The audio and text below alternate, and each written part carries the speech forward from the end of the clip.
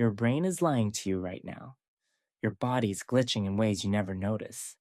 And the most disturbing one happens every night while you sleep. Stick around. You won't see yourself the same after this. Number one, the panic freeze response. You know when you're walking alone at night and suddenly you hear something could be a squirrel, could be a demon. Either way, your whole body just locks up. You don't scream, you don't run, you just freeze like someone hit. Pause on your life. This isn't just a glitch in your programming, it's called tonic immobility. And it's one of the oldest survival instincts buried in your lizard brain. Basically, when your brain senses danger, but can't figure out what to do, it slaps the freeze and hope it goes away button. Super helpful when you're being hunted by, say, a tiger. Less helpful when you're trying to give a work presentation and your brain mistakes a mild social threat for mortal danger. Ironically, this frozen state makes you look dead, which is kind of the point. Some predators prefer their meal squirming, but in modern life it just makes you look like you're buffering in real time. Ever tried to respond to a question in class, and your brain goes full blue screen? Yeah, thanks, ancestors. So the next time you're paralyzed in fear during a job interview or Tinder date, just remember it's not you. It's millions of years of evolution preparing you for a bear attack. On Zoom, basically your nervous system is throwing a tantrum in your honor. Number two, goosebumps are useless.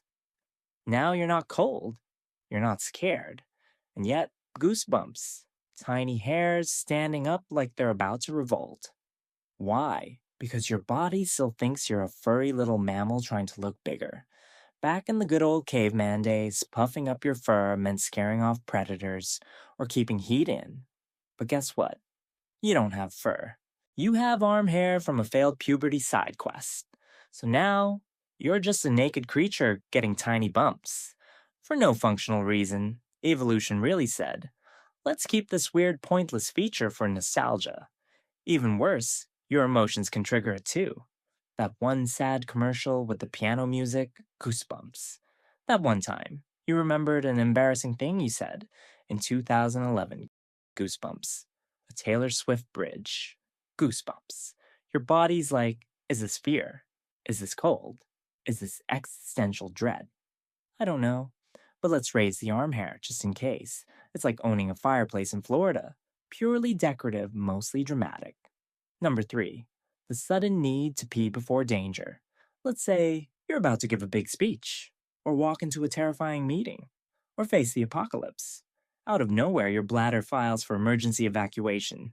Not now, bladder. We don't have time.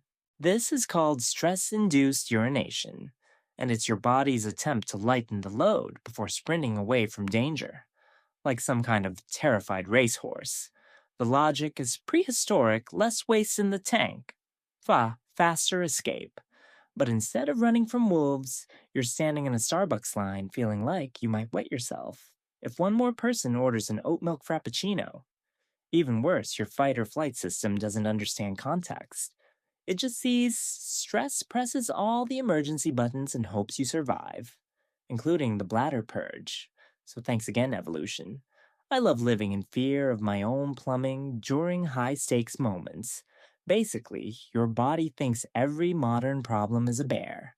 Number four, eye contact feels like combat.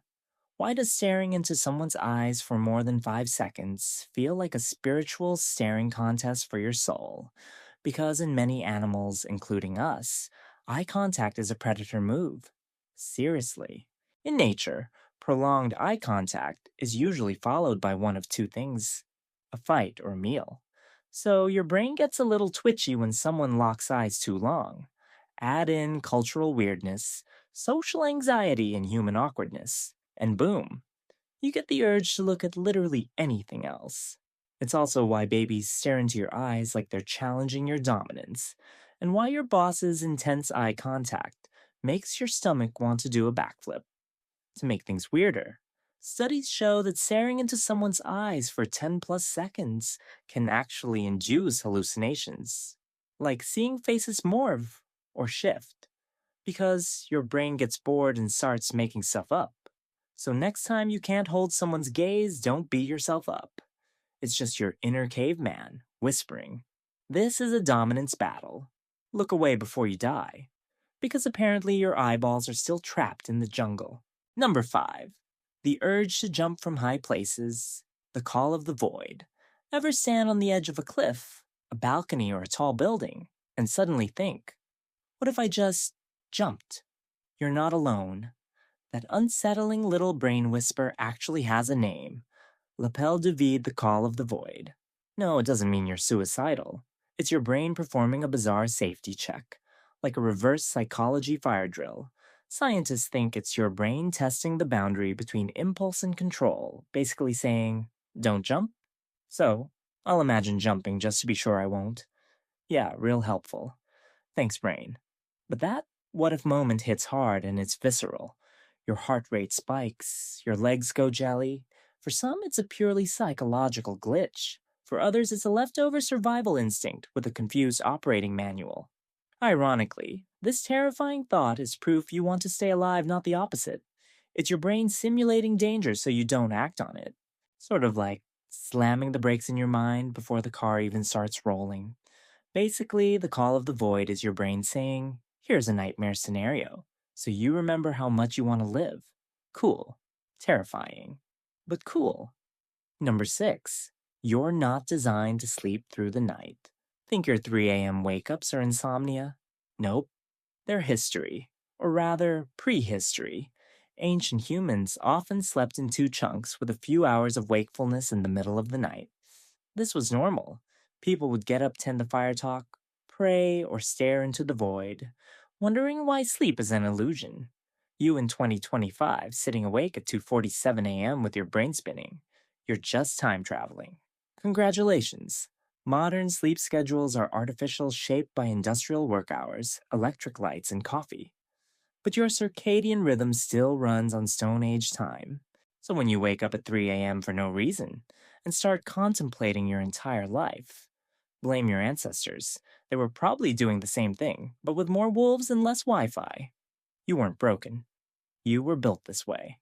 Which is weirdly comforting, and also mildly disturbing. Number 7. Your brain can't tell. Real memories from fake ones. Think your memories are reliable. They're not. In fact, your brain is terrifyingly good at making stuff up and then convincing you it really happened. This is called false memory, and it's not rare, it's constant. Every time you recall something, you're not playing back a recording. You're rebuilding it from scattered pieces like a puzzle with no reference photo. And every time you remember, you risk editing the memory. Worse, you can adopt completely fake memories just because someone suggested them. Entire events you swear happened, birthday parties, conversations, even crimes might be brain-generated fiction. It gets creepier. Courtroom studies show eyewitnesses can be 100% confident in totally false memories. Like people have confessed to things they never did, because their own brain lied convincingly enough.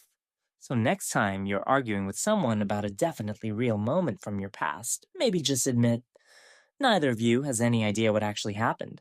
Your brain is not a diary, it's a fan fiction author.